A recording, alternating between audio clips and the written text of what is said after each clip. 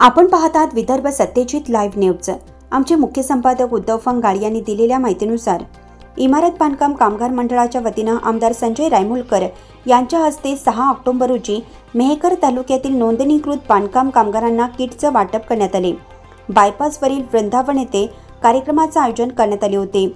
यावेळी कार्यक्रमाला आमदार संजय रायमुलकर, युवा सेना जिल्हा प्रमुख कृषी जाधव, शिवसेना तालुका प्रमुख सुरेश तात्या वाळूकर, युवा नेते नीरज भाऊ रायमुलकर, शहर प्रमुख जयचंद भाटिया, शिव पाटील तेजनकर, युवा सेना तालुका प्रमुख भूषण गोडे, नगरसेवक रवी भाऊ रहाटे, शिवसेना महिला आघाडी तालुका प्रमुख कविताताई दांडरे, मेहकर शहर प्रमुख यमुनाताई फंगाळ यांच्यासह विलास आखाडे, हर्षल गायकवाड, धनंजय देशमुख, शिवसेना युवा सेना महिला आघाडी पदाधिकारी मोठ्या संख्येने उपस्थित होते। यावेळी कार्यक्रमाला महिला व पुरुष व शिवसैनिक मोठ्या संख्येने उपस्थित होते। यावेळी आमदार संजय रायमुलकर यांनी सांगितले की मुख्यमंत्री एकनाथ शिंदे यांच्या माध्यमातून व महायुतीच्या सहकार्यातून गोरगरिबांसाठी मोठ्या प्रमाणात योजना सुरू आहेत। ज्या योजना सुरू आहेत त्या कायमस्वरूपी सुरू राहतील। कोणीही योजना बंद पडणार नाही, कोणतीही योजना बंद पडणार नाही। योजनेचा लाभ घेत असताना काही लोक जर तुम्हाला पैसे मागत असतील तर कोणालाही 1 रुपया सुद्धा देऊ नका। योजना या मोफत आहेत, असेही यावेळी आमदार संजय रायमुलकर यांनी सांगितलं।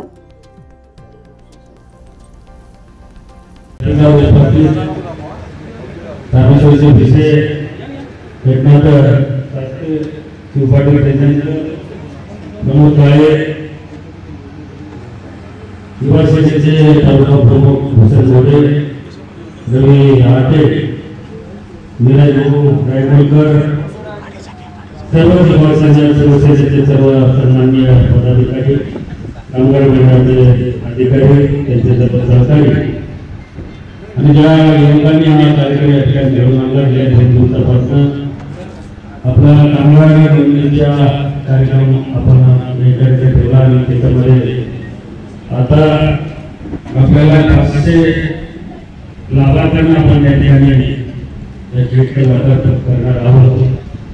तसं पाहिलं आपल्या मेहकरमध्ये लोणार तालुक्यामध्ये आतापर्यंत मेहकरमध्ये 4000 आणि लोणारमध्ये 8000 आणि त्यामध्ये काही साहित्याचं वाटप आपल्या मतदारसंघामध्ये झाले, परंतु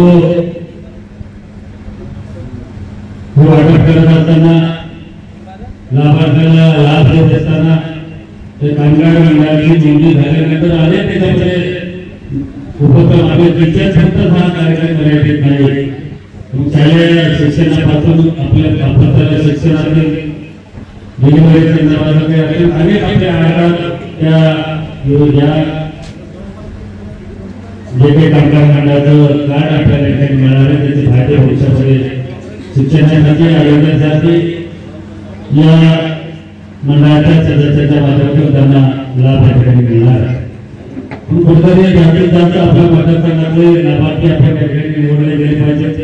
आजच्या काळामध्ये थोडे टेक्निकल अडचणी अधिकारी लोकांकडे या ठिकाणी आल्या, ग्रामसेवक लोक या हे ग्रामविकासाच्या माध्यमातून ग्रामसेवकांनी जे आपल्या गावामध्ये जे काही कामगार आहेत कामगारपैकी सर्वगाव काम करणारे जे लोक आपल्या घरकुल असेल, इमारत बांधकाम असेल, विहिरीवरचे मजूर असतील, त्याच्यानंतर आपल्या गावात जे काही घरकुल चालू त्याच्यावरती काम करणारे आमचे कामगार बांधव असतील, त्यासोबत इमारतीच्या माध्यमातून ज्यांचे जॉब कार्ड आहे अशा या लाभार्थ्याला कुठेतरी गरीब गरजू लोकांना ज्या योजनेचा लाभ झाला पाहिजे हा हेतू आमचा होता। मग त्या काळामध्ये ग्रामसेवक लोकांनी त्याच्यामध्ये अडचणी आल्या, परंतु आता त्याच्यावरती आपण पर्याय शोधून आता जे अर्ज पद्धतीने ऑनलाईन पद्धतीने ऑनलाईन अर्ज करतील त्या प्रत्येक लाभार्थ्याला त्याचा हक्काचं त्याच्या घरापर्यंत पोहोचवण्याची जबाबदारी ही शासनाच्या प्रतिनिधी म्हणून आपली आणि आपल्या प्रस्तावावर पोहोचलेल्या सर्व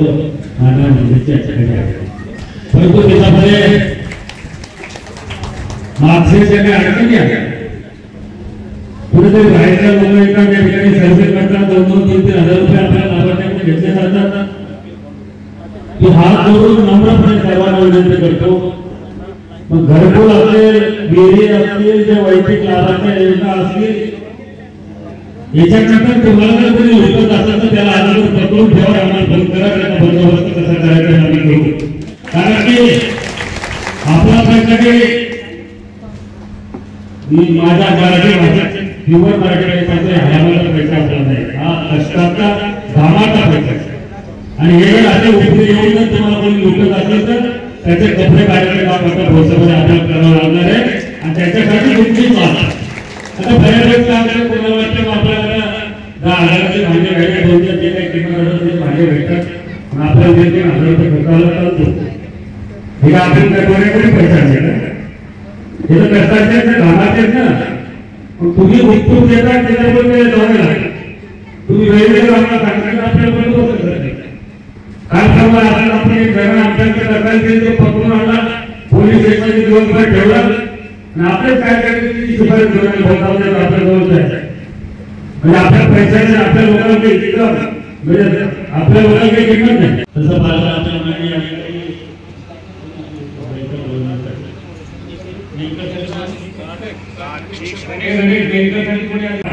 आपल्याला मतदारसंघाची राबवायची आणि त्या पद्धतीनं आपण आता सुरुवात केली आहे. आता निवडणुका टाकण्यासाठी लागेल तुम्हाला पुढे योजना बंद होणार नाही परत घालूनपणे या ठिकाणी योजना चालू राहणार आहे आणि प्रत्येकाला आपण तशा पद्धतीनं लाभ द्यायचा.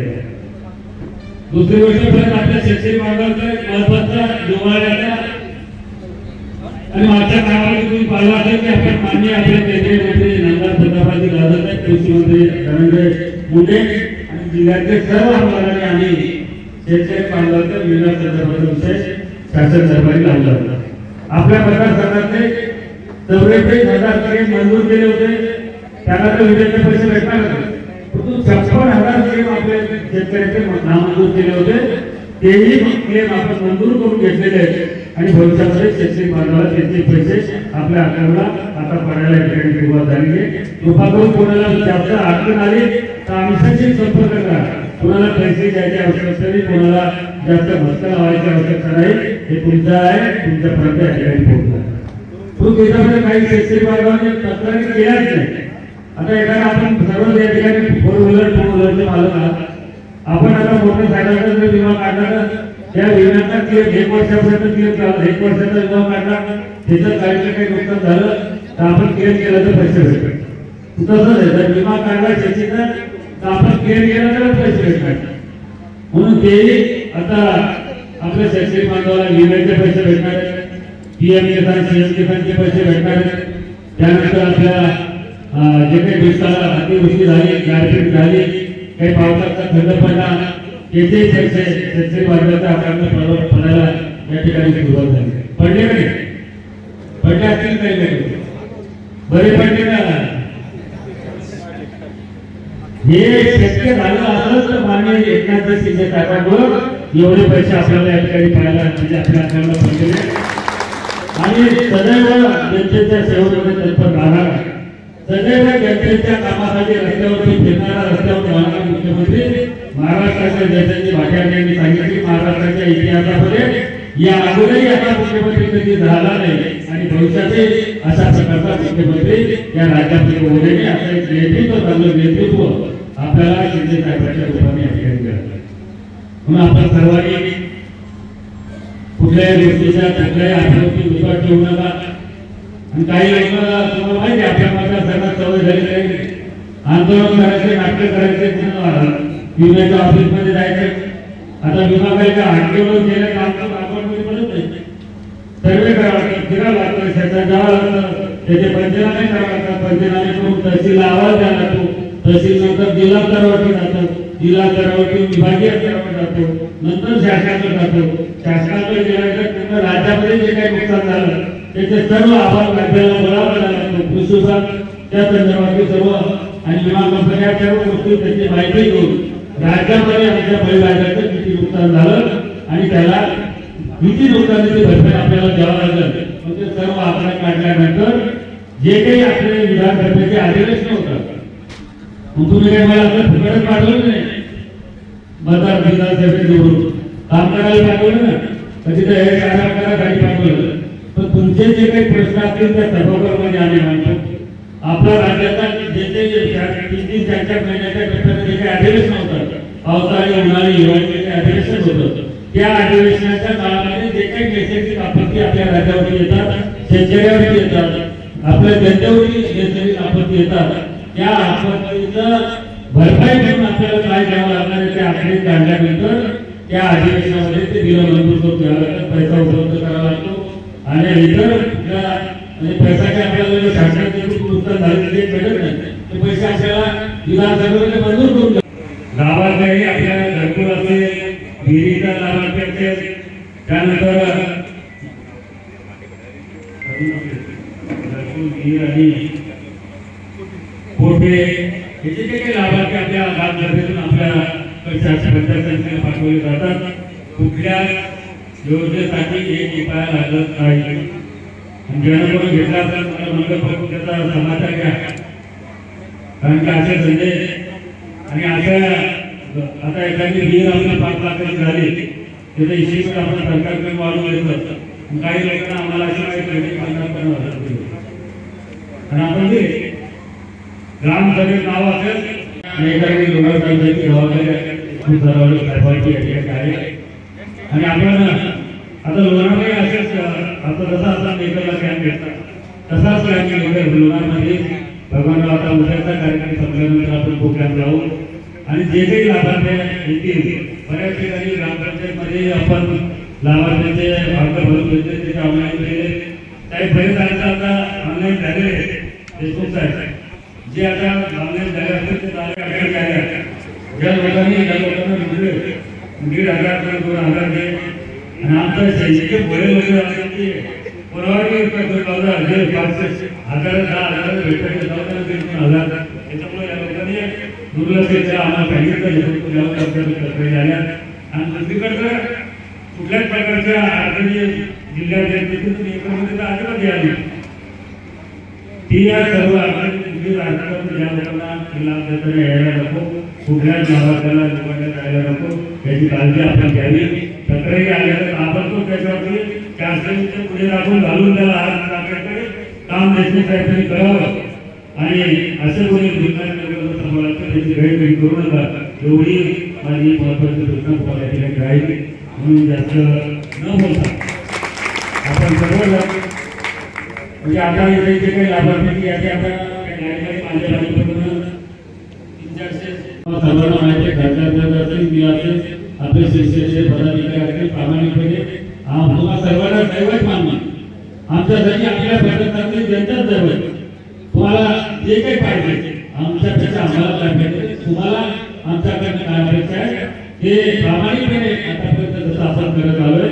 परंतु महाराष्ट्राच्या इतिहासामध्ये जेव्हापासून विधानसभा अस्तित्वात आली तेव्हापासून जर तुम्ही आपल्या मतदारसंघाला निधीची माहिती घेतली तर 2.5 वर्षात जो काही निधी आपल्या मतदारसंघामध्ये आला 4,500 कोटीची कामं आपल्या मतदारसंघामध्ये मंजूर करून घेतली. आणि ही केवळ गोष्ट आशीर्वाद आम्ही या ठिकाणी आणि सिद्ध याच्यामध्ये बरेच झाले.